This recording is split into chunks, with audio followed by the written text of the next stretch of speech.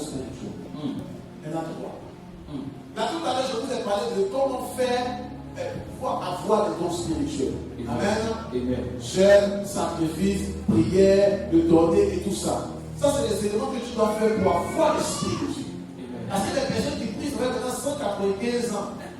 Même parler en langue, ils n'arrivent pas. Pourquoi ils prient beaucoup, hein? Ils prient.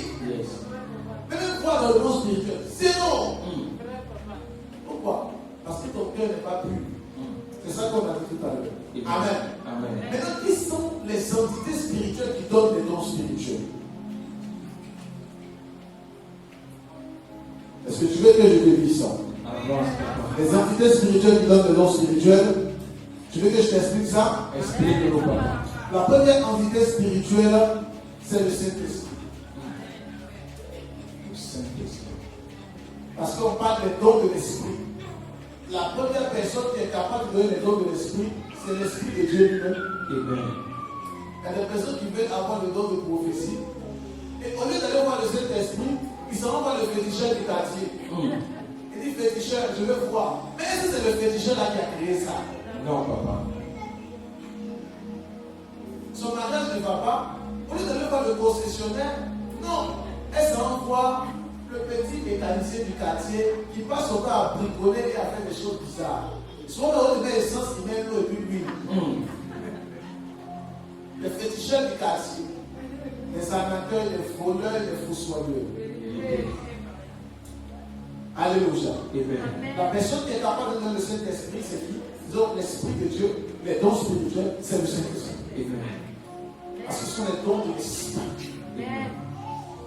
C'est lui qui peut nous donner les 9 dons spirituels. La prochaine fois, on verra en profondeur les 9 dons spirituels. Amen. Gloire à Dieu. Je vais rentrer en profondeur. Le don de prophétie, c'est quoi et tout ça. Mais aujourd'hui, le temps est court. Alors, l'entité spirituelle qui peut donner les dons spirituels, c'est l'Esprit de Dieu. C'est la première entité. La deuxième entité, c'est Dieu lui-même. Oui. La deuxième entité qui peut donner les dons spirituels, c'est Dieu lui-même. Tu veux que je te dise ça rapidement? Prenons nos Bibles, on va lire ça. Prenons nos Bibles rapidement.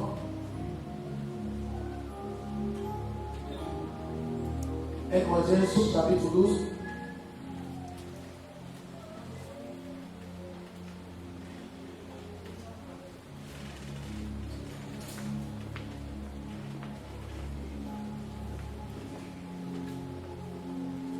Et Jacques chapitre 1 à partir du verset 17.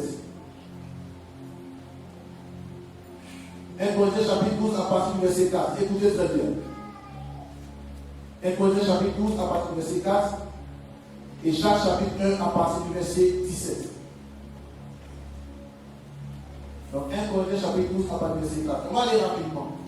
Comment? Il y a diversité de dons. Il y a diversité de dons. Mais le même esprit. Mais le même esprit. Donc ça veut dire que les dons spirituels, c'est un esprit qui donne.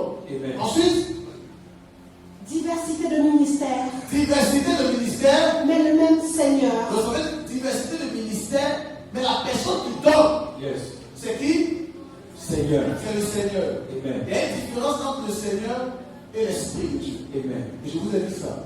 Ensuite, diversité d'opérations. Donc, diversité de modes d'opération. Mais le même Dieu qui opère tout en tous. Mais le même Dieu. Le même Dieu. La personne qui peut te donner les dons spirituels en toi, c'est Dieu. Amen. Il y a le Saint-Esprit, mais également Dieu. Amen. Jacques chapitre 1 à partir du verset 17 rapidement. Jacques 1 à partir de son verset 17. Toute grâce excellente et tout don parfait descendent d'en haut. Toute grâce excellente et tout don parfait descendent d'en haut, du Père des Lumières, chez lequel il n'y a ni changement, ni ombre de variation. Amen. Amen. Ça veut dire quoi? Tout don spirituel ou tout don parfait descend de qui? Du Père. On n'a pas eu de Jésus. Yes. On n'a pas eu du Saint-Esprit. Mais de qui? Du Père. Et ici, Père, dans la tradition hébraïque, c'est Abba. Yes. Le Créateur. Amen. Elohim. Yes. Alléluia. Amen. Donc la deuxième entité spirituelle qui est capable de donner des dons spirituels, c'est le Père. Amen. Alléluia. Amen. Et la dernière entité spirituelle qui est capable de donner les dons spirituels et qui est beaucoup fréquent au XXIe siècle, c'est les hommes de Dieu. Amen. Alléluia. Amen. L'apôtre Paul dit, je désire arriver chez vous pour communiquer les dons spirituels dans les positions des mains. Yes. L'apôtre Paul dit à Timothée, ranime le don que tu as reçu par Imposition des mains. par imposition des mains. Et tu peux recevoir les dons spirituels parce que simplement ton Père spirituel te l'a transmis. Amen. Si toi tu es milliardaire, est-ce que ton fils, bon déjà tu es milliardaire, yes. Est-ce que ton fils va commencer à avoir des problèmes, des difficultés avec les finances? C'est pas possible. Donc imagine-toi si ton père voit dans le monde spirituel et toi tu peines à voir, même pouvoir même petit démon qui se cache derrière, tu ne vois pas. Puis à ton rêve, c'est pas normal. C'est pas normal. Tu es un père spirituel qui voit automatiquement, toi aussi tu vois. Amen. Dis-moi Amen bien. Amen. Si ton père spirituel prophétise, toi aussi tu vois prophétiser. Mais le problème, c'est que tu as 4 pères spirituels. Donc personne parmi les 4 ne te considère vraiment dans son cœur pour dire il va libérer ça sur toi. Personne. Yes. Puis, vous savez, les hommes de Dieu souvent parlent des fois, ils prient pour toi. Là. Ma fille, tu n'es pas sa fille, hein? Hey. Il dit mon fils, mais ce n'est pas son fils. Hey. Les deux fils là, on les compte comme si on avait foi. Amen. Il va te dire, ah ma fille, ça va, vous rigolez. Mais tu n'es pas sa fille. Sa vraie fille, son vrai fils là, ils se connaissent. Et je vois, ils savent. Donc toi qui es ton père, qui peut te regarder, et vous deux quand vous regardez, vous savez que vous êtes regardés.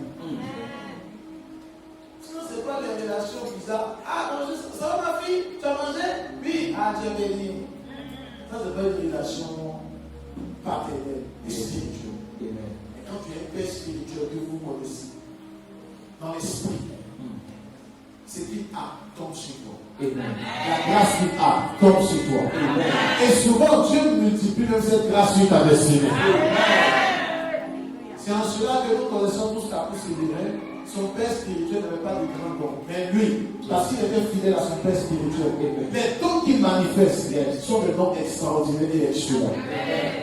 Aucun homme ne viendra te dire, je vais t'épouser en vain. Quand tu vas le voir, tu vas savoir que c'est un fou soigneur. Aucune femme va venir te draguer pour dire je vais le voir et puis tu vas accepter. Quand tu la regardes, tu sais que c'est une voleuse d'étoiles et destructrice. Aucune personne ne viendra te dire avant on va commencer à faire un business et puis tu vas accepter. Parce que quand tu le regardes, tu sais automatiquement par l'esprit de Dieu que cette personne n'est pas sérieuse. Dis-moi même bien. Il faut que les dons que nous avons puissent être manifestes dans nos journées de tous les jours. Amen. Dans notre quotidien. Les dons doivent être manifestés. Ce n'est pas seulement à l'église où on touche les gens tombent. Non. Les dons doivent être manifestés même dans ton travail. Amen. Hier, j'étais à Lyon et je suis parti voir mon fils et on a vu un monsieur qui avait une grande ceinture sur lui. Malade. Grande ceinture sur lui comme ça. Et mon fils l'a dépassé. Mais pourquoi tu le dépasses? Transporte Dieu.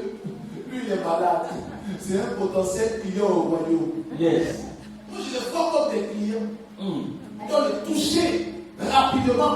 Guérison. Et puis ensuite conversion. Et il donne sa vie à Jésus. Et le nom de Dieu est glorifié. Est-ce que tu comprends de quoi je parle? L'église, c'est les personnes qui connaissent déjà Dieu. Et on veut se fortifier et recevoir la grâce. Mais c'est dehors qu'on doit évangéliser et impacter pour la gloire de l'Éternel. La dernière fois, j'étais avec ma fille Ariel. Et on a rencontré une dame qui avait mal au niveau du pied devant la pharmacie. Elle pensait qu'elle allait échapper. Elle dit non, je ne vais pas échapper.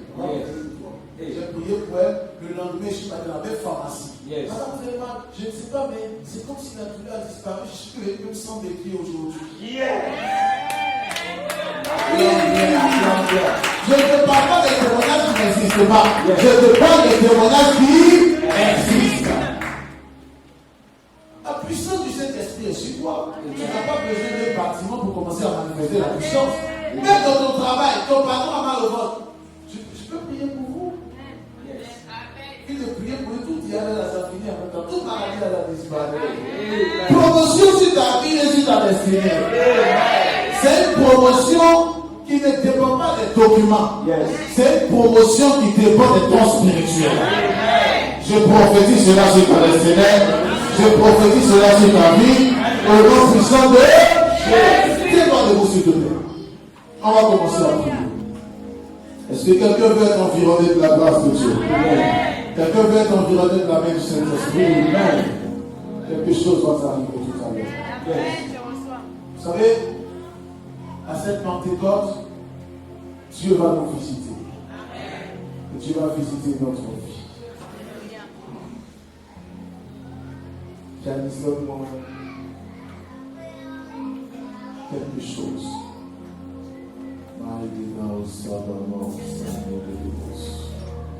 C'est le Dieu des esprits de prophètes. Lève la main droite de là où tu es. Maintenant, regarde ton voisin, s'il te plaît. Dis voisin. Voisin. Ne le regarde pas, s'il te plaît. Ne le regarde pas. Quand l'Esprit de Dieu va commencer à descendre sur moi, ne me regarde pas. Ne me regarde pas. Amen. Amen. Alléluia. Lève la main droite.